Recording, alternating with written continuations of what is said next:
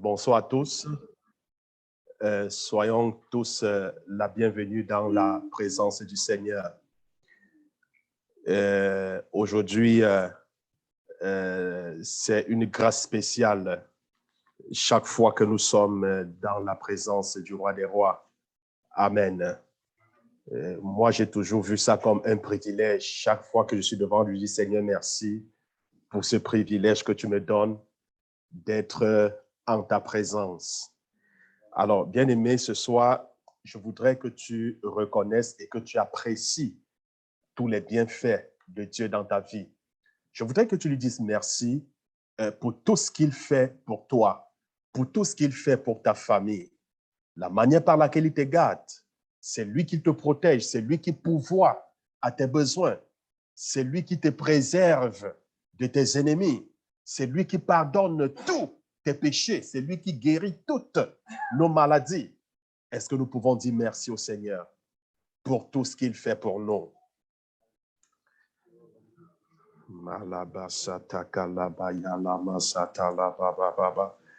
Seigneur, nous te disons merci, Seigneur, ce soir.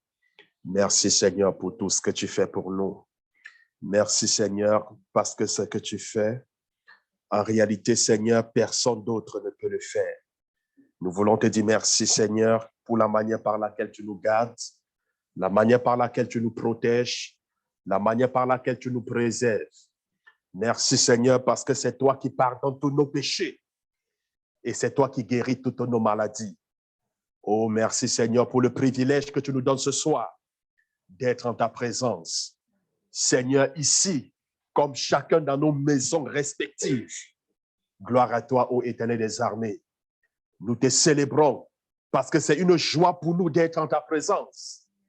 Car là où il y a ton esprit, il y a la liberté. Merci Seigneur, parce que nous sommes convaincus. Nous ne pouvons pas venir en ta présence et retourner étant les mêmes personnes. Merci pour la libération que tu vas nous apporter. Merci pour la guérison que tu vas nous apporter. Merci pour la bénédiction, Seigneur, que tu vas nous apporter. Sois béni, sois glorifié. Au nom de Jésus. Bien-aimé, demande au Seigneur ce soir de te pardonner. Ne perdons pas de vue que la Bible déclare tous ont péché et sont privés de la gloire de Dieu. Si tu dis que tu n'as pas péché, la Bible déclare tu fais de Dieu un menteur et la vérité n'est point en toi. La Bible dit que Dieu seul soit vrai et que tout homme soit menteur, que tout homme soit faux. Bien-aimés, nous avons péché d'une manière ou d'une autre contre le Seigneur. C'est pourquoi ce soir encore, il dit, venez et plaidez. Il dit, viens et plaide ta cause. Il dit, si ton péché est plus noir que le cramoisi, je vais le laver de telle en sorte qu'il devienne blanc comme de la neige. Bien-aimé, le Seigneur voudrait te pardonner ce soir. Le Seigneur voudrait te purifier ce soir, afin que tu te tiennes au-devant de lui sans tache, afin que tu te tiennes au-devant de lui sans reproche. Oui, afin qu'il soit à mesure d'étendre sa main et de pouvoir te toucher. Est-ce que tu peux élever la voix et demander au Seigneur de te pardonner? Prions, bien-aimés. Seigneur, ce soir, nous voici au-devant de toi. Oui, Père, nous reconnaissons avoir péché contre toi. Seigneur, quels que soient les péchés que nous avons commis, n'as-tu pas dit venez et plaidez?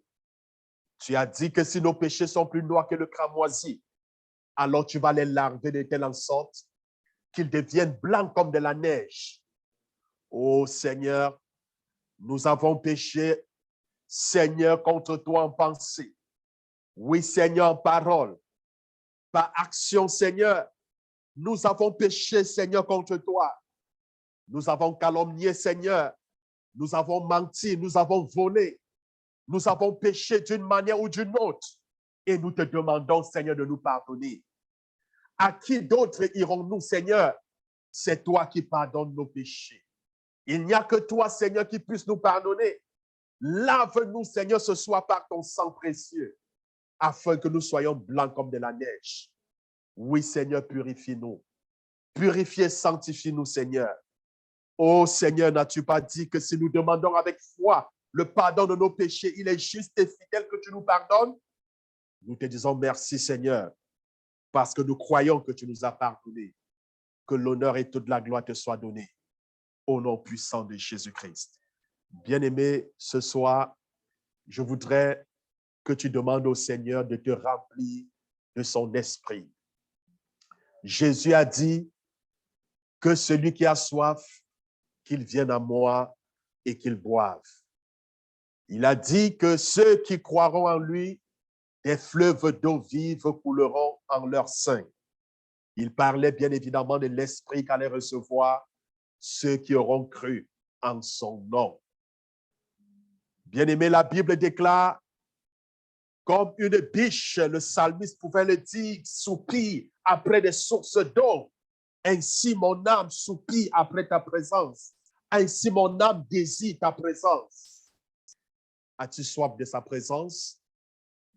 Le Seigneur nous fait comprendre dans sa parole, si un enfant allait vers son père pour lui demander du pain ou du poisson, lui donnera-t-il un serpent ou un scorpion?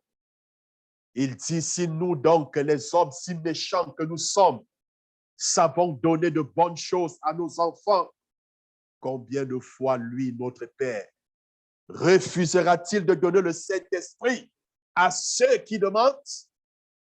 N'oubliez pas, la Bible dit dans Matthieu 7, verset 7, demandez et l'on vous donnera. C'est la volonté du Seigneur de nous donner, de nous remplir de la plénitude de sa présence. Je voudrais que tu demandes au Seigneur qu'il te remplisse de la plénitude de son esprit. Dis-lui qu'il t'accorde l'onction afin d'accomplir ta volonté sur terre, afin d'accomplir sa volonté sur terre. Ce pourquoi il t'a créé. Est-ce que tu peux prier ce soir? Seigneur, nous avons besoin de la plénitude de ta présence. N'est-il pas dit que notre corps est le temple du Saint-Esprit? Ô Seigneur, nous ne pouvons accomplir ta volonté, Seigneur, par la chair. Ce n'est pas possible. Mais nous avons besoin de l'action du Saint-Esprit. N'as-tu pas dit, Seigneur, que tu ne nous laisseras pas orphelins? N'as-tu pas dit que tu ne nous abandonneras pas? Tu nous as promis le Saint-Esprit et tu as dit, il sera avec nous tous les jours jusqu'à la fin du monde. Seigneur, n'as-tu pas dit que c'est ceux-là qui sont conduits par le Saint-Esprit qui sont appelés les véritables enfants de Dieu? Ô Seigneur, nous reconnaissons nos faiblesses ce soir. Nous reconnaissons que sans ton esprit, nous sommes perdus. Nous reconnaissons que sans ton esprit, nous allons sombrer. C'est pourquoi, Seigneur, ce soir, nous te demandons de nous remplir de la plénitude de ta présence. Nous te demandons de nous diriger tous les jours de nos vies par ton esprit. Oh Seigneur, nous avons soif de toi. Oui, Seigneur, comme une biche soupire après des sources d'eau, ainsi nos âmes soupirent après ta présence. Nos âmes soupirent après ta présence. Seigneur, n'as-tu pas dit que ceux qui croiront en toi, des fleuves d'eau vive couleront en leur sein? Oh Seigneur, tu as dit que celui qui a soif, qui vienne à toi. Nous avons soif, Seigneur. Nous venons à toi, Seigneur, parce que toi seul es capable d'apaiser cette soif. Seigneur, laisse que des fleuves d'eau vive coulent en nous. Laisse, Seigneur, que les fleuves d'eau vive coulent en nous. Oigne-nous, Seigneur, de ton huile et laisse que nos coupes puissent déborder. Que ta grâce déborde dans nos vies. Que ta présence déborde dans nos vies. Que ta puissance déborde dans nos vies. Oh Seigneur, merci pour la plénitude. Que ton nom soit glorifié, Seigneur, au nom puissant de Jésus. Est-ce que je peux entendre Amen? Alors, bien-aimés, nous poursuivons aujourd'hui avec les récompenses. Nous avions dit ici que lorsque l'enlèvement aura lieu, lorsque la fin, toute la fin, quand on parle de la fin, alors, ça sera le moment des récompenses. Nous avons dit que nous allons nous présenter devant le tribunal de Christ, qui est Béma. Alors, ce n'est pas un tribunal où on a comme un juge qui prononce, je ne sais pas trop, une sentence, hein, en fonction peut-être de ce que X ou Y a fait. Mais ça sera plutôt un tribunal de récompense. N'oublions pas, nous ne sommes pas sauvés par nos actes, par nos œuvres, mais nous sommes sauvés par la grâce ici, par le moyen de la foi. Ne perdons pas de vue que la doctrine du salut est complètement différente de la doctrine des récompenses. Le salut ne se mérite pas, alors que les récompenses sont méritées. Nous sommes sauvés, nous n'avons rien fait pour être sauvés, rien, rien. Le salut ne s'achète pas, c'est un don gratuit. Mais par contre, les récompenses, elles se méritent. Beaucoup vont quitter cette terre, beaucoup seront sauvés, mais ne seront pas récompensés. Ne seront pas récompensés. Moi, j'aimerais être récompensé par le Seigneur. J'aimerais avoir un compte bancaire lourd, pesant au ciel. J'aimerais avoir des milliards au ciel. Hein? Que j'arrive au ciel, j'interroge mon compte. Et Seigneur, hein? Je constate que j'ai des millions, des milliards, hein? Dans mon compte bancaire au ciel. Ça fait du bien. Amen. Oui, bien-aimé, le Seigneur a dit, ne nous amassons pas les trésors là où les voleurs viendront dérober, là où la rouille viendra détruire. Mais amassons-nous les trésors au ciel. Amassons-nous les trésors au ciel. Donc, bien-aimé, Dieu ne fait rien pour rien. Je vous ai dit ici que Dieu est un homme d'affaires. Je le vois comme le premier businessman. Amen. Mais oui, c'est un homme d'affaires. Il ne fait rien pour rien. Alors, il te dit, si tu fais ça, alors moi, je vais te récompenser. Alors, tant que tu ne le fais pas, il ne te récompense pas. Mais si tu fais ce qu'il te demande, alors il te récompense. Aussi clair que cela. Alors, bien aimé, la nature nous enseigne beaucoup de choses. Oui, la nature nous enseigne beaucoup de choses. Je parle ici du principe de s'aimer et de moissonner. C'est un principe naturel qui s'applique aussi spirituellement. Alors, l'été, l'hiver est terminé. Nous sommes en automne, il pleut, on commence à labourer. C'est le moment qu'on laboure. Hein? Je suis passé, j'ai vu des endroits où on avait déjà commencé à labourer. Et bientôt, les gens vont commencer à s'aimer, on va mettre du maïs, mais bien sûr, parce que c'est la saison, hein? C'est le moment de s'aimer. Alors, les gens s'aiment et puis ben, le Seigneur s'est rassuré d'arroser. Il fait descendre la pluie. Alors, et au moment de la récolte, mais les gens vont récolter. Ceux qui ont semé ont récolté. Mais c'est un principe aussi vrai. Est-ce que vous comprenez? Spirituellement que physiquement. Alors, je prends un exemple. Si j'ai un champ de maïs, si j'ai, je ne sais pas, si j'ai une surface de 500 mètres ou de 1 hectare, sur ma surface de 1 hectare, alors si je sème sur 500 mètres carrés, je ne peux pas récolter sur 500 mètres carrés. Est-ce que vous comprenez? Mais quand je mets un grain de maïs, est-ce que c'est un grain de maïs que je récolte? Non. Quand je mets un grain de maïs, je récolte tout un épi de maïs. Et un épi de maïs, ça combien de grains? 50, 100, 200 grains. Est-ce que vous comprenez?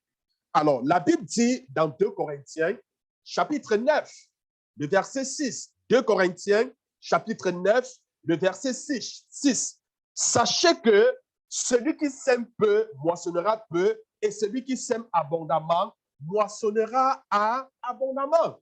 Alors, j'entends ici par semence les œuvres que nous accomplissions pour le Seigneur.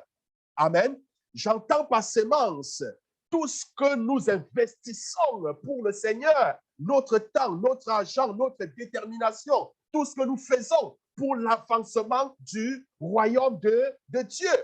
Quand nous s'aimons, alors il y aura toujours une récompense. Alors, bien-aimés, écoutez, ne soyons pas des spectateurs. Hein? soyons des ouvriers, soyons des acteurs, soyons des acteurs. Parce que nous sommes, il faut savoir aussi identifier les saisons. Est-ce que vous comprenez?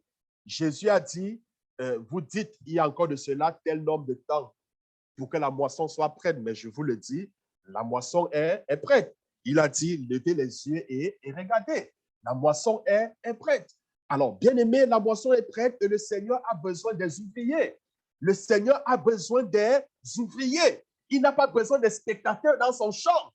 Il n'a pas besoin des gens qui vont venir rester comme ça. Non, non, non. Il a besoin des ouvriers. Et le Seigneur a dit, priez afin que le maître de la moisson puisse susciter des ouvriers. Mais écoutez, quand Dieu regarde l'Église aujourd'hui, mais écoutez, il ne voit pas les ouvriers. Est-ce que vous comprenez? Il voit plutôt les gens qui viennent à l'église le dimanche, qui s'assoient. Après, quand le pasteur finisse, amen, ils retournent chez eux. Est-ce que vous comprenez? Il ne voit pas les ouvriers. Parce qu'un ouvrier, c'est celui qui œuvre dans le champ. Est-ce que vous comprenez? Mais au contraire, nous sommes plutôt des spectateurs. Alors, aussi longtemps que tu restes un spectateur, tu ne participes pas à la course.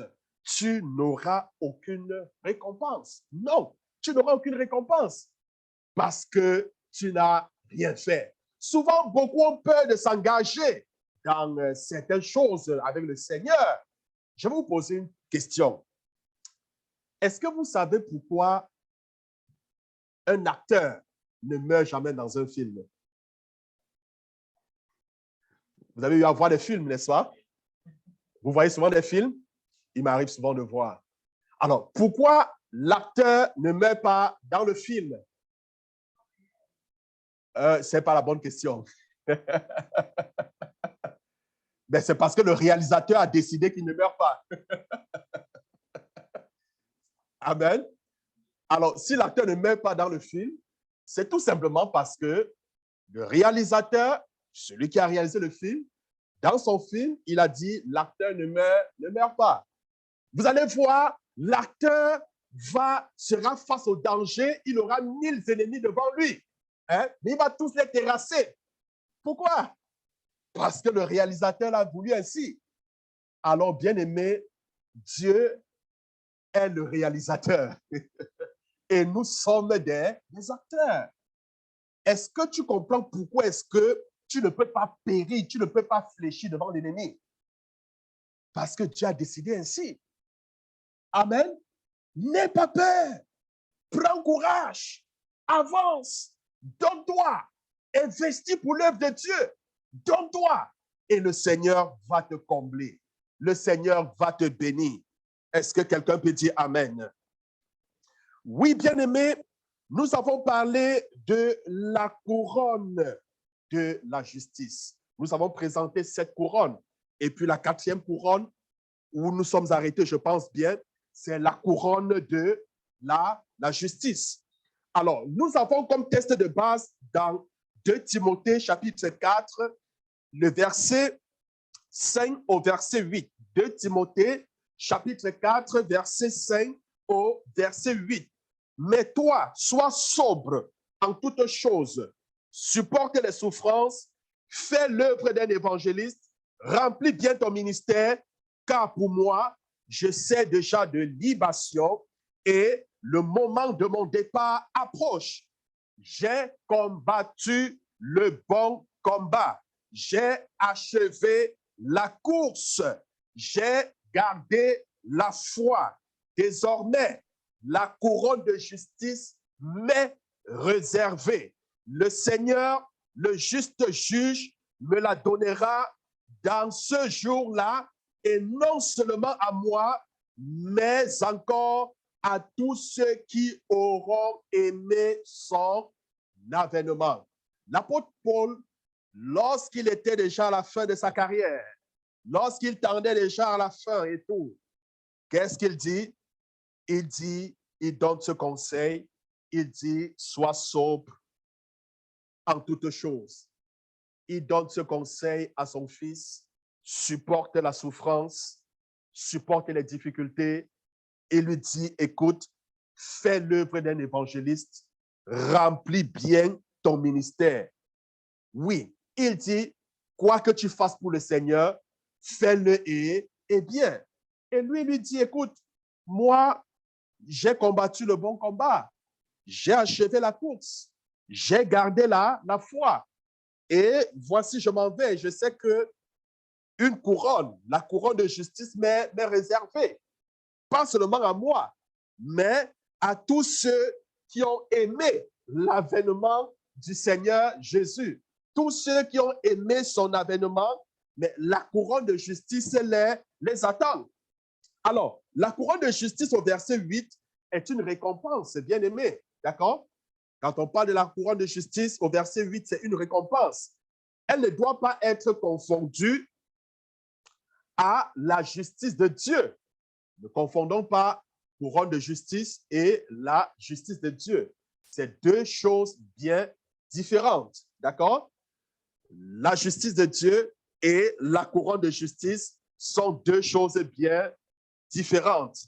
Alors, lorsqu'on parle de la justice de Dieu, c'est quoi? La justice de Dieu, c'est le fait que le Seigneur nous a pardonné. D'accord? Le Seigneur justifié. C'est-à-dire, quand la Bible dit que Dieu nous a justifiés, justifié, c'est comme si, aux yeux de Dieu, nous n'avions jamais péché. Nous n'avions jamais péché. Il nous a lavés par son sang. Alors, nous étions jadis ennemis de Dieu, mais désormais, nous sommes ses amis. Pourquoi? Parce que la justice de Dieu, justement, c'est cette possibilité que Dieu nous donne de nous tenir en sa présence sans aucun sentiment de condamnation, ni aucun complexe d'infériorité. La justice de Dieu, c'est un peu comme ce vêtement blanc, hein, avec lequel le Seigneur nous habille. Vous voyez cette histoire lorsque Josué était devant l'ange et que le diable était en train de l'accuser. Il portait un vêtement qui était tacheté. Et justement, le diable l'accusait parce que son vêtement était tacheté. Son vêtement était sale. Le diable l'accusait à raison. Mais qu'est-ce que Dieu a dit? Dieu a ordonné à un ange d'ôter ce vêtement. On a changé son vêtement et on en a mis un vêtement tout blanc. C'est ça la justice de Dieu. Le diable ne pouvait plus lui trouver une accusation. Pourquoi? Parce que Dieu l'a justifié. Dieu l'a pardonné. Alors, la justice de Dieu, c'est donc, quand Dieu dit qu'il nous a justifié, ça veut dire, à ses yeux, vous n'avez jamais péché. C'est la raison pour laquelle la Bible dit, qui nous condamnera? Personne ne peut donc plus nous condamner si Christ nous a justifiés. Personne. Alors que lorsqu'on parle de la couronne de la justice, c'est une récompense qui doit être méritée, hein, par ceux qui sont sauvés. Je dis bien, c'est une récompense qui doit être méritée par ceux qui sont sauvés. Et ceux qui auront aimé son avènement, l'apôtre Paul considère le tribunal de Christ, que nous avons appelé le Béma, hein, où la couronne de justice sera présentée à ceux-là qui ont aimé son avènement. Ceux qui ont aimé son avènement. Alors, si le croyant aime et attend la seconde venue de Christ, nous convenons ensemble que cela va affecter sa vie tout entière. Est-ce que vous comprenez? Jésus a dit, je reviendrai bientôt. Et puis, il a dit, quand il reviendra, est-ce que nous serons dans la foi? Alors, si nous attendons la venue de Jésus-Christ, on ne doit pas se comporter comme les 5 vierges folles trouvées dans Matthieu 25. Alors, si on est conscient que Jésus reviendra, cela va affecter notre style de vie. Cela va nous amener à nous discipliner. Cela va nous amener à marcher dans l'obéissance à la parole de Dieu. Ceci va nous amener à chercher tous les jours à plaire à Dieu, afin que lorsqu'il va revenir, qu'il ne nous retrouve pas dans une position qui ne le glorifie pas, mais qu'il nous trouve plutôt sans reproche, qu'il nous trouve plutôt sans tâche, qu'il nous trouve plutôt sans ride. Parce que souvenez-vous, lorsqu'on a parlé de l'enlèvement, Jésus, quand il viendra, c'est pour prendre une église sans tâche, sans défaut, ni ride. Alors, bien-aimés, si nous aimons donc ainsi son avènement, sur son second retour. Alors, nous allons donc demeurer dans sa parole et sa parole doit demeurer en nous. Alors, l'apôtre Paul dit, j'ai combattu le bon combat. Oui, j'ai combattu le bon combat au verset 7. Hein? Il a livré un combat spirituel pendant toute sa vie chrétienne. Bien-aimé, est-ce que tu livres le bon combat? Est-ce que tu abandonnes face au combat? Il y a des chrétiens, face aux difficultés, ils abandonnent. Oh non, pasteur, non, non, je ne peux plus supporter. J'abandonne le combat. Mais non, non. Un champion n'abandonne jamais. Nous sommes des champions. Amen. On n'abandonne jamais. Il dit, j'ai combattu le bon combat. J'ai combattu le bon combat. Et il a gagné. Il ne s'est jamais abandonné aux ennemis de la justice. Il n'a jamais cédé. Mais il a toujours combattu. Bien-aimé, n'abandonne jamais. N'abandonne jamais. Combat le bon combat. Quelles que soient les difficultés, quelles que soient, continue, ne lâche pas. Il dit, j'ai terminé la course. Oui, j'ai achevé la course, toujours au verset 7. Mais écoutez, il avait une course à poursuivre et il n'a pas fait de détour en face de grands obstacles. Il n'a jamais abandonné la course. Il n'a jamais regardé en arrière. Il a terminé sa course avec les yeux fixés sur Jésus-Christ. La Bible dit, celui qui met la main à la charrue et regarde en arrière n'est pas propre, n'est pas digne pour le royaume de Dieu. Beaucoup regardent en arrière. Beaucoup regardent. Beaucoup. Nous voyons, lorsque Lot est sorti de Sodome avec sa famille, mais écoutez l'instruction que leur avait donnée l'ange. Courez. Ne vous arrêtez pas. Même si vous tombez, relevez-vous. Mais une chose, ne regardez pas en arrière. Mais nous voyons ce qui est arrivé à la femme de Lot. Lorsqu'elle s'est retournée pour regarder en arrière, elle est devenue une statue de sel. Oui, elle est devenue une statue de sel. Et très souvent, c'est ce qui arrive à certains. Pourquoi? Parce qu'ils regardent souvent à gauche, à droite. Ils ne fixent pas les yeux sur le Seigneur Jésus. Bien-aimé, fixe les yeux sur le Seigneur Jésus. Ne regarde jamais en arrière. Ne retourne pas à tes vomissures.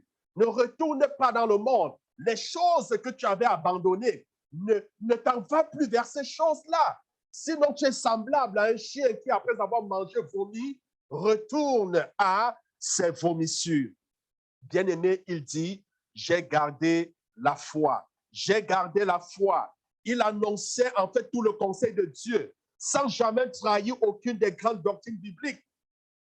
Oui, aimez-vous son événement? Est-ce que tu aimes l'avènement du Seigneur?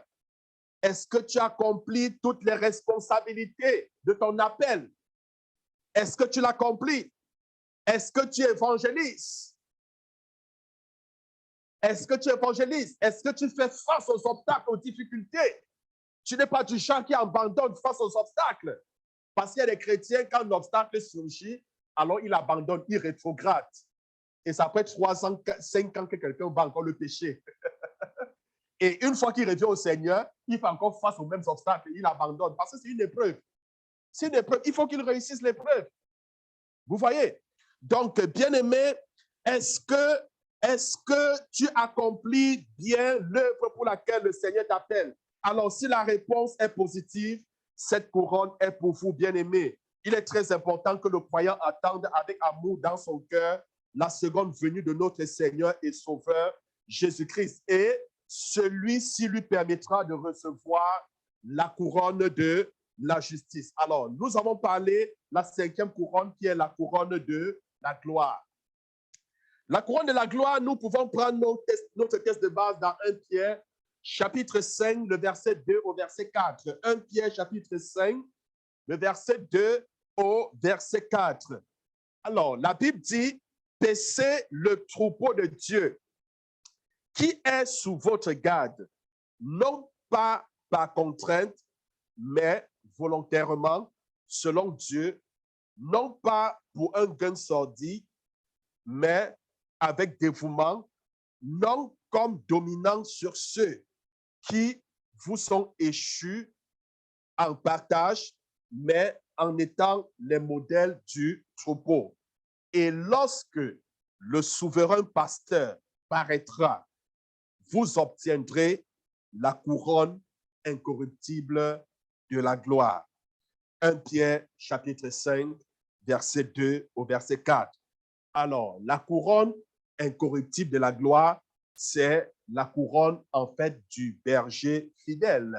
Hein? C'est une couronne en fait, c'est une récompense spéciale pour les pasteurs, les hommes de Dieu qui sont appelés par Dieu et qui sont fidèles et obéissants. Hein?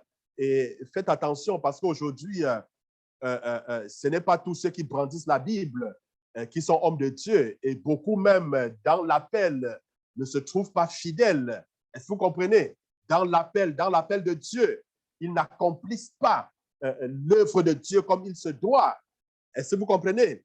Oui, ils n'accomplissent pas l'œuvre de Dieu comme il se doit. Donc, cette récompense donc, est donc pour les pasteurs donc, qui sont fidèles. Alors, ils recevront cette récompense à l'apparition du souverain pasteur. Le souverain pasteur, c'est le Seigneur Jésus-Christ. Et lorsqu'il va revenir, alors il va récompenser donc ceux-là qui ont été là pour servir le peuple et non pour se faire servir. Ceux-là qui ont été là pour aider le peuple, ceux-là qui ont été là comme des gardiens, des âmes, des chrétiens, parce qu'un leader, un pasteur, c'est le gardien des âmes du peuple. Est-ce que vous comprenez? Donc, ceux-là qui seront là et qui ont toujours été là pour le peuple, ceux-là qui ont toujours fait l'œuvre fidèlement. Alors, il est aussi important de savoir que en tant que chrétien, vous pouvez participer à cette récompense. Amen.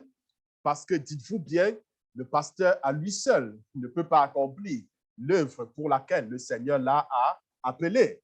Est-ce que vous comprenez? C'est la même chose. Regardez Moïse. Quand Israël était en guerre contre Amalek et que Moïse était sur la montagne en train d'intercéder pour le peuple d'Israël, quand les mains de Moïse étaient élevées, la Bible dit Israël avec la victoire sur Amalek. Mais quand les mains de Moïse faiblissaient, c'est plutôt Amalek qui avait l'avantage sur le peuple d'Israël. Alors, les mains levées, en fait, c'est un signe de prière. Ça veut dire quand il était en prière, en train d'intercéder, Israël avec la victoire. Mais à un certain moment, la Bible dit ses mains faiblissaient. Alors, il fallait un certain Hugues et un certain Aaron juste à côté de lui pour maintenir les mains élevées. Alors, c'est donc ceux que je dis donc qui travaillent en fait dans le ministère d'aide. C'est ceux-là qui entourent le pasteur et maintiennent ses mains élevées et se rassurent en fait qu'il accomplisse véritablement la mission pour laquelle le Seigneur l'a appelé. Mais vous croyez que lors de la récompense, ils ne seront pas récompensés? Détrompez-vous, ils seront aussi récompensés parce qu'ils ont été des soutiens spirituels, des soutiens, ils ont apporté un soutien spirituel, un soutien matériel, un soutien physique, un soutien financier. Est-ce que vous comprenez? En contribuant ainsi pour l'avancement du royaume de Dieu. Alors, bien aimé, il est donc important de soutenir donc ceux-là qui sont appelés par le Seigneur. C'est très important, très important, très important. Alors, la 5e couronne, la 6e couronne d'autant pour moi, la 6e couronne, c'est la couronne du vainqueur. La couronne du vainqueur. Alors, nous prenons nos Bibles dans Apocalypse 3, verset 11 au verset 12. Apocalypse 3, verset 11 au verset 12. Retiens ce que tu as, afin que personne ne prenne ta couronne. Celui qui vaincra. Celui qui est vainqueur, bien-aimé, a reçu la promesse d'une couronne s'il garde ce que Dieu lui a donné. Amen. Garde ce que Dieu t'a donné. Il est possible, bien-aimé, de perdre votre couronne. Amen. Mais bien sûr, il est possible de perdre votre couronne de vainqueur. Ce qui vous était réservé sera accordé à une autre personne. Est-ce que vous comprenez? C'est-à-dire, cette couronne, tu peux perdre et puis Dieu décide de donner à quelqu'un d'autre. Aussi simple, aussi simple que cela. Mais écoutez, je voudrais prendre l'exemple de Jacob. Hein? Jacob a reçu ce qui appartenait à Ésaü. Hein? Il a reçu ce qui appartenait à Ésaü. Bon, la manière dont il a obtenu hein, n'était pas bien. Amen. Mais il a obtenu ce qui appartenait à Ésaü. Nous voyons cela dans Genèse 25, le verset 33. Je vous donne les versets. Genèse chapitre 27, verset 35 et verset 36. Mais regardons Matthias. Matthias a reçu ce qui appartenait à Judas. Amen. Matthias a reçu ce qui appartenait à Judas. Mais il a perdu, Judas a perdu sa couronne dans Actes des Apôtres, chapitre 1, le verset 20 au verset 26. Il était appelé apôtre. Mais il a perdu sa couronne. Il a perdu la couronne qui lui était réservée. Il a perdu. Il a perdu. Pourquoi il a perdu? Mais parce qu'il a refusé de se discipliner. Hein? Il a laissé s'entraîner dans la compromission. Mais cette couronne a été remise à qui? C'était remis à Matthias. Alors, souvenez-vous de cette histoire de ce maître dans le livre de Matthieu au chapitre 25 à partir du 13e verset.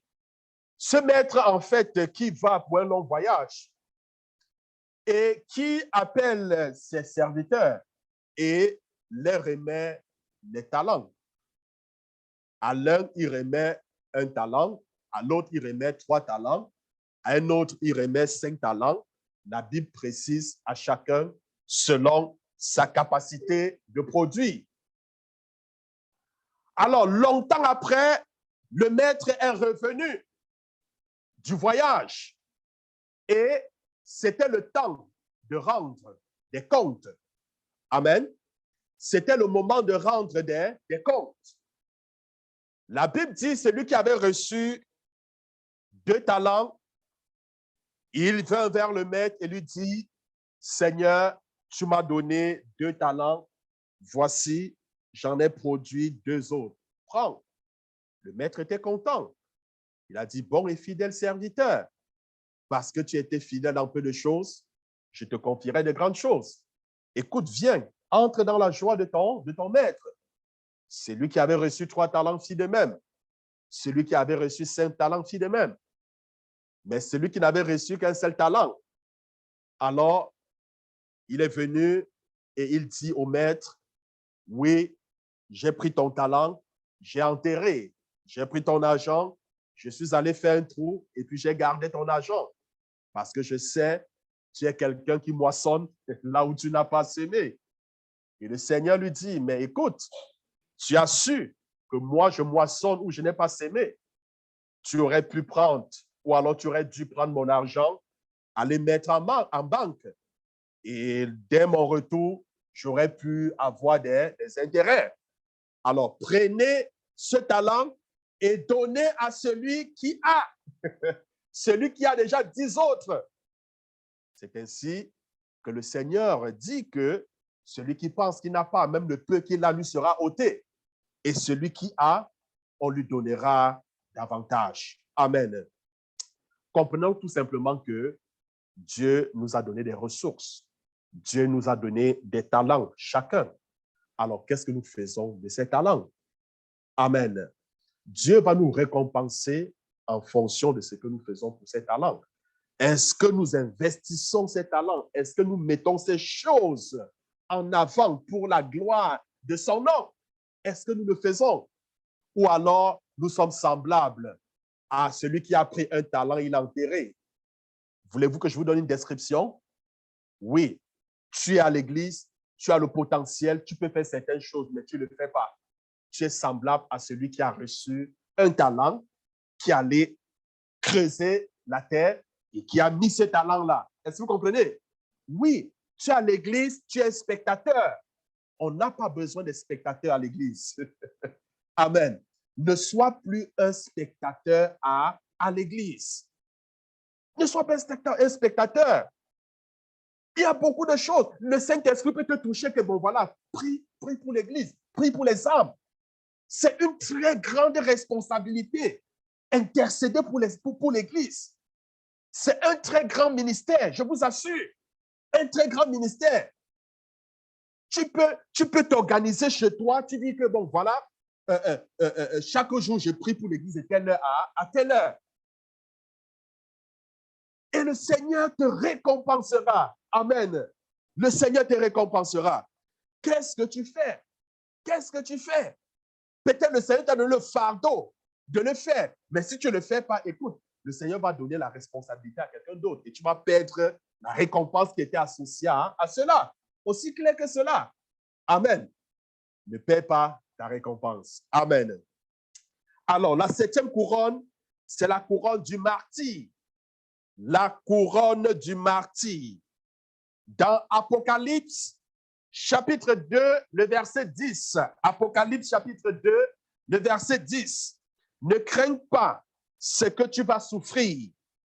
Voici, le diable jettera quelques-uns de vous en prison, afin que vous soyez éprouvés et que vous aurez une tribulation de 10 jours. Sois fidèle jusqu'à la mort et je te donnerai la couronne de vie. Sois fidèle jusqu'à la mort et je te donnerai la couronne de vie. Alors, ceux qui reçoivent le grand honneur de donner leur vie comme martyrs recevront cette couronne. Amen. Voici la définition d'un martyr. Un martyr en fait, c'est immolé à cause de la parole de Dieu et à cause du témoignage qu'ils avaient reçu. Si je le prends ici dans Apocalypse 6, le verset 9.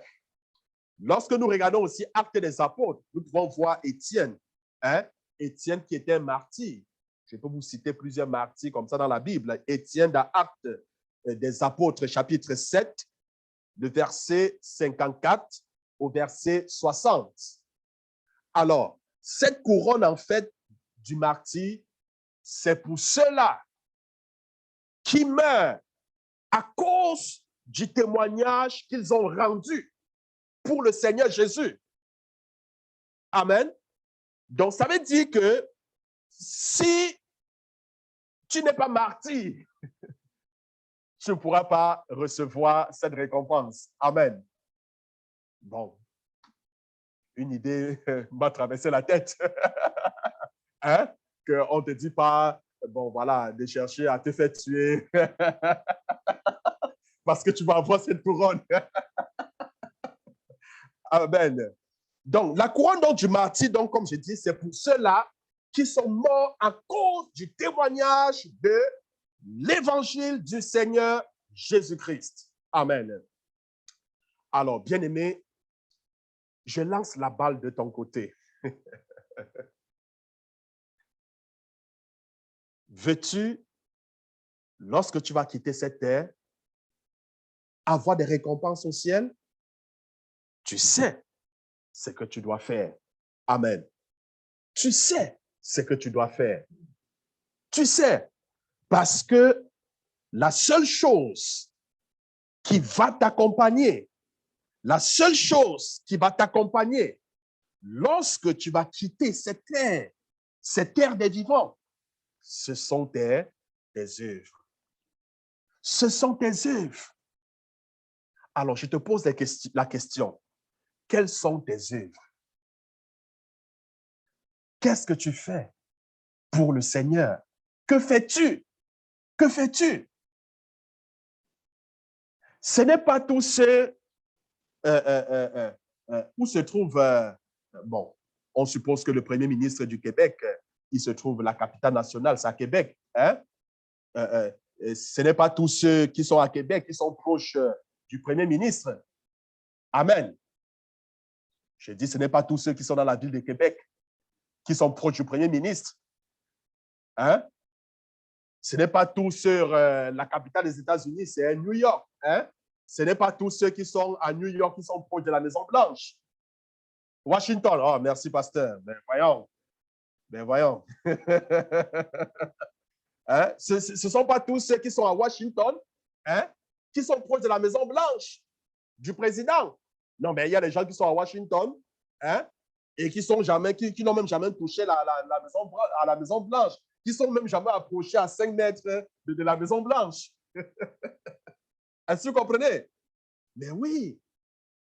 Donc, vous comprenez qu'il y en a qui seront plus liés. Il y en a qui auront même plus de responsabilités au ciel que certains. Pourquoi? À cause de ce que nous avons fait pour le Seigneur. À cause. On n'aura pas tous les mêmes récompenses. C'est aussi clair que cela. Aussi clair. Aussi clair. Il y en a qui seront plus récompensés que les autres. Pourquoi?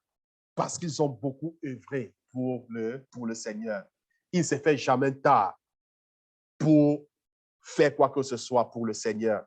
Et si le Seigneur a voulu que tu écoutes cette parole, mais justement, c'est parce que le Seigneur voudrait que tu t'élèves et que tu commences à agir, que tu t'élèves et que tu commences à grossir ton compte bancaire au ciel. Est-ce que quelqu'un peut dire Amen? Ben oui, le Seigneur voudrait que tu t'élèves et que tu commences à faire quelque chose. Alors, bien-aimés, nous avons parlé, n'est-ce pas, des 7 couronnes qui attendent, n'est-ce pas, ceux-là qui auront pratiqué des œuvres. Nous avons parlé de la couronne de vie. Nous avons parlé de la couronne incorruptible. Nous avons parlé de la couronne incorruptible. Nous avons parlé de la couronne de la gloire. Nous avons parlé de la couronne de la justice. Nous avons parlé de la couronne, n'est-ce pas, de la justice, de la couronne, n'est-ce pas, du vainqueur et de la couronne du martyr. Et à chaque fois, je vous ai dit ce que vous pouvez faire pour obtenir cette couronne. Alors, une fois que tu auras fait, maintiens garde. Amen. Afin de ne pas perdre cela. Garde ce que tu as reçu afin que personne ne te l'arrache. Alors, bien-aimé, je voudrais que tu pries ce soir. Je voudrais que tu parles au Seigneur ce soir. Tu as écouté sa parole. Quel est ton engagement vis-à-vis de sa parole? Qu'est-ce que tu prends comme décision? Qu'est-ce que tu prends comme engagement? Tu as besoin de sa grâce. Le Seigneur a juste besoin de voir ton cœur, ta détermination. Et si tu es prêt à t'engager, il te donne les ressources nécessaires pour pouvoir le faire. Pour pouvoir le faire. Le Seigneur travaille avec les gens disponibles. Les gens qui ont la volonté. C'est ce que le Seigneur recherche. Si tu as la volonté, tout le reste, ne regarde pas. Ne regarde pas ton âge. Ne dis pas, Seigneur, je suis trop jeune, je suis petit. Ne dis pas, Seigneur, je suis très avancé en âge. Non, non, non, non, non. Peu importe. Dieu regarde la volonté. Est-ce que tu as la volonté? Est-ce que tu es disponible? Le Seigneur va travailler avec toi. Quelles que soient les limites. Parce que Dieu, en réalité, va même se servir de ses faiblesses, de tes faiblesses, pour pouvoir se glorifier. Quelle est la décision que tu prends aujourd'hui? Est-ce que tu prends la décision de ne plus être un spectateur à l'église? Si c'est le cas, parle au Seigneur. Dis-lui, Seigneur, à compter d'aujourd'hui, je m'engage comme acteur. Je m'engage, Seigneur, comme acteur. Je m'engage, Seigneur, dans cette course. Je m'engage, Seigneur. Je m'engage. Est-ce que tu peux parler au Seigneur?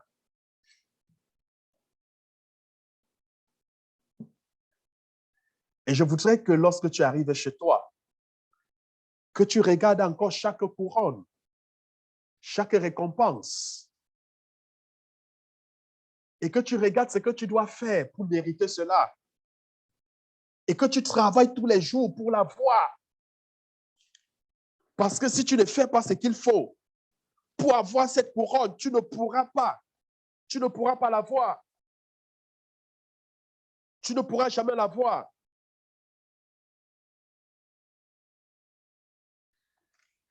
Est-ce que tu peux parler au Seigneur? Est-ce que tu peux parler au Seigneur? Je prends un exemple. Lorsque nous avions parlé de la couronne incorruptible, c'est la couronne réservée aux chrétiens disciplinés. Disciplinés. Les chrétiens qui ne mettent pas dans leur tête que non, la Bible a dit le juste tombe 7 fois, il se relève 7 fois. C'est vrai, la Bible a dit le juste tombe 7 fois, il se relève 7 fois. Ça veut dire aussi longtemps que tu pêches et que tu demandes pardon, le Seigneur te pardonne. Mais il y en a qui vont pécher volontairement. C'est-à-dire, ils se laissent entraîner par n'importe quel vent parce qu'ils savent que le Seigneur va les pardonner. Si vous êtes de ce genre, la couronne incorruptible, vous ne le recevrez pas. Vous ne le recevriez jamais. Le chrétien que chaque fois il est tombé, il faut qu'on le relève. Chaque fois il est tombé, il faut qu'on le relève. Ça ne marche pas.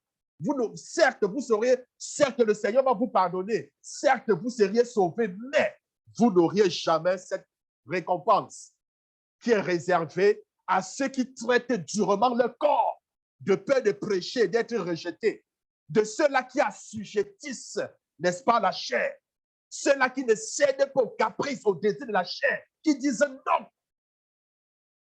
ceux-là qui se sont donné une certaine discipline.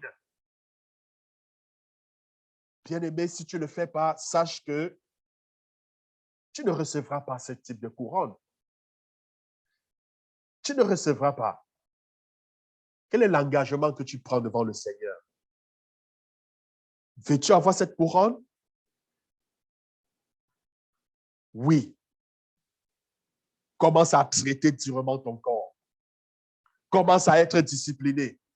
Et ma prière, c'est que le Seigneur t'accorde la grâce d'être discipliné. Que le Seigneur t'accorde la grâce de traiter durement ton corps. Comme un athlète qui court, il traite durement son corps. Il s'abstient de beaucoup de choses parce qu'il veut obtenir la couronne. Oui, tu dois t'abstenir de certaines choses. Tu dois t'abstenir des désirs de la chair. Tu dois t'abstenir de l'amour du monde, des choses qui sont dans le monde. Tu dois traiter durement ton corps si tu veux obtenir cette couronne. Oui, si tu veux, tu dois faire cela, bien-aimé. Parle au Seigneur ce soir.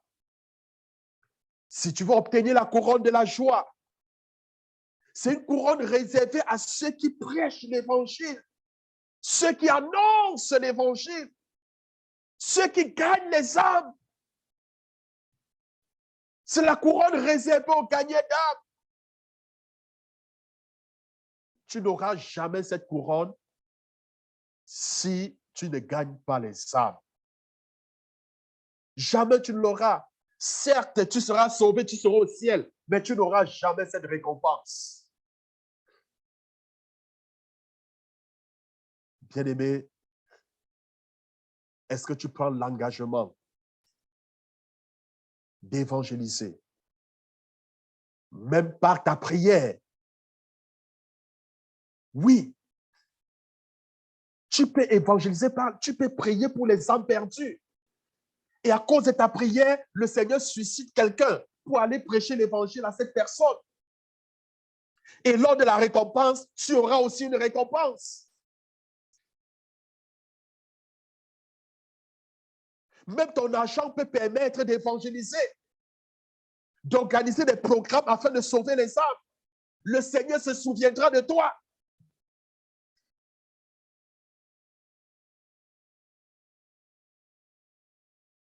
Rappelez-vous, la seule chose qui met la joie dans le cœur de Dieu, au ciel, parmi les anges, c'est lorsqu'une âme se répand.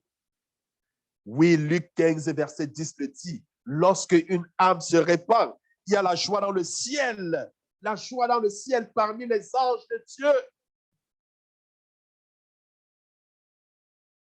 Bien-aimé, je voudrais que tu parles au Seigneur ce soir. Parle au Seigneur ce soir. Veux-tu obtenir la couronne de la justice? Elle est réservée à ceux-là qui aiment l'avènement du Seigneur. Le Seigneur revient bientôt. Il a dit, je reviens bientôt. Alors, quand le Seigneur reviendra, est-ce que tu seras dans la foi? La Bible dit, examinez-vous pour voir si vous êtes dans la foi. Parce que dans les derniers jours, en réalité, beaucoup seront séduits, beaucoup vont s'éloigner de la saine doctrine. Beaucoup vont s'éloigner. Beaucoup vont s'éloigner. Est-ce que tu es dans la foi? Es-tu encore dans la foi? Être dans la foi ne veut pas dire venir à l'église chaque jour. Être dans la foi ne veut pas dire assister aux réunions, aux rassemblements chaque fois. Est-ce que tu es dans la foi? Est-ce que tu demeures dans sa parole, dans son amour? Est-ce que la parole de Dieu demeure en toi?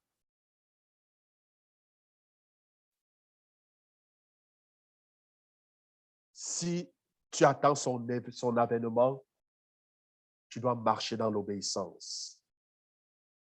Ma prière pour toi ce soir, c'est que le Seigneur te donne la grâce d'obéir à sa parole. Oui, que tu trouves le plaisir dans l'obéissance à sa parole. Je prie afin que le Seigneur puisse te donner de demeurer en lui et que sa parole demeure en toi. Que tu restes attaché au sceptre qui est Jésus. Bien-aimé, ma prière pour nous, c'est que rien ne nous sépare de l'amour de Dieu manifesté en Jésus-Christ. Que ce soit les épreuves, que ce soit les tribulations, que ce soit les difficultés, la maladie, rien de tout ça et de tout ce qui peut exister ne nous sépare de l'amour de Dieu manifesté en Jésus-Christ. La Bible dit, c'est tous ceux-là qui persévéreront jusqu'à la fin qui seront sauvés. Que le Seigneur nous accorde la grâce. Que le Seigneur accorde à chacun la grâce de tenir ferme et de persévérer jusqu'à la fin.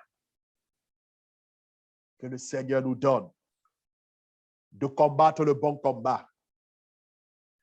Que le Seigneur nous accorde la grâce de combattre le bon combat, de ne jamais abandonner face aux ennemis. La Bible déclare, ils viendront par un chemin. Et par cet chemin, ils s'en iront. La Bible dit, ils vous feront la guerre, mais ils ne vous vaincront pas.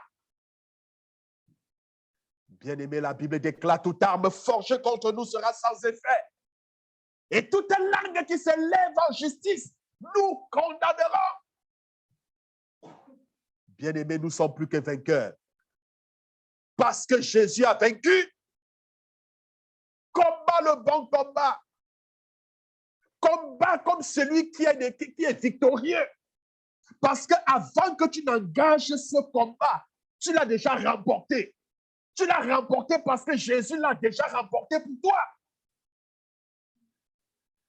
Bien-aimé, je prie que le Seigneur t'accorde la victoire sur toutes tes batailles au nom de Jésus. Que le Seigneur t'accorde la victoire sur tous tes combats au nom de Jésus. Quels sont les combats que tu mènes actuellement? Les combats dans ta famille, les combats dans ton lieu de service, les combats dans ton entourage. Quels sont les combats que tu mènes même dans ton assemblée? Quels sont les combats que tu mènes autour de toi? Que l'Éternel Dieu t'accorde la victoire. Sois victorieux. Oui, bien-aimé, marchez dans la victoire. Marchez dans la victoire. Bien-aimé, n'abandonne jamais. Tu dois achever cette course. Tu ne dois pas l'abandonner. Tu dois l'achever. Oui, tu dois achever cette course. Tu ne t'arrêteras pas à mi-chemin. tu ne t'arrêteras pas à moins 500, à moins 5 mètres de l'arrivée. Mais le Seigneur t'accordera la grâce de persévérer jusqu'à la fin. Il t'accordera la grâce. Et toi qui as pris l'engagement de t'engager dans la course, le Seigneur te fortifie au nom de Jésus. Oui, gardez la foi. Gardez la foi, bien-aimés. Que le Seigneur nous accorde la grâce de ne pas être emporté par l'apostasie qui mine et détruit l'Église. Que le Seigneur t'accorde la grâce de ne pas être emporté par n'importe quelle forme.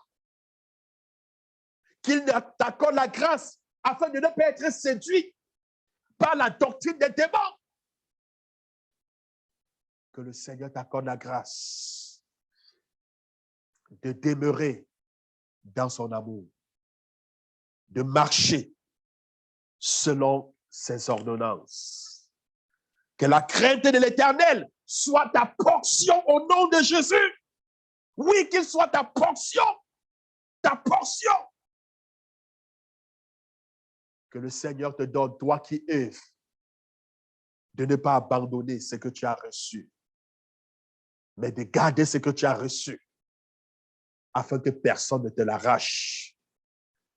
Je viens donc ainsi te sceller dans le précieux sang de Jésus. Je te déclare ainsi invisible à l'œil de l'ennemi. Toi qui m'écoutes, cette récompense sont uniquement pour les enfants de Dieu. Ça veut dire, si tu n'es pas enfant de Dieu, tu ne pourras pas recevoir cette récompense. Alors, si tu nous écoutes et que tu voudrais avoir ces récompenses, la première chose, c'est d'être enfant de Dieu. Nous sommes tous les créatures de Dieu, mais nous ne sommes pas tous des enfants de Dieu. Alors, si tu voudrais être enfant de Dieu, je voudrais que tu répètes tout simplement cette prière après moi. Seigneur Jésus, je te dis merci pour ton amour, pour ta bonté et pour ta fidélité. Tu dis, venez à moi, vous tous qui êtes chargés, vous tous qui êtes fatigués, je vous donnerai du repos.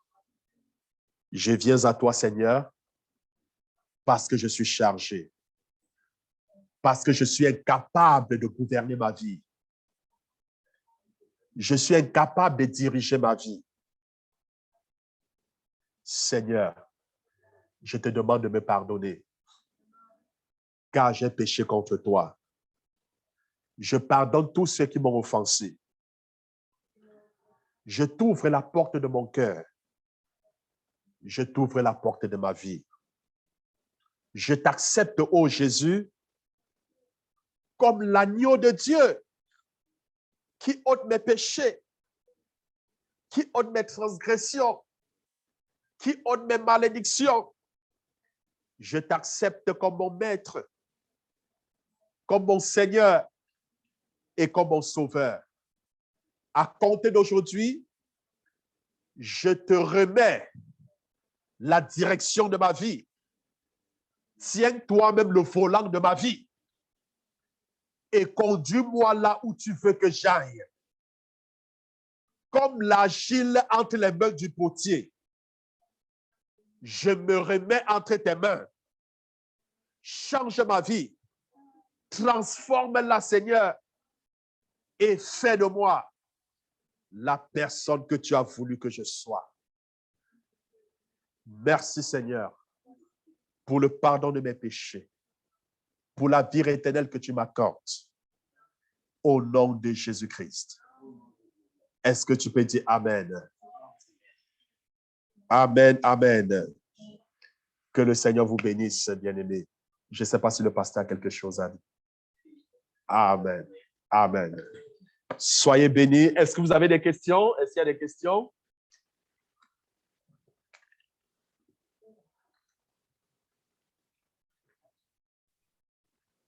Non, pas pour nous. Je pense pas les autres, là. Bon. Parfait.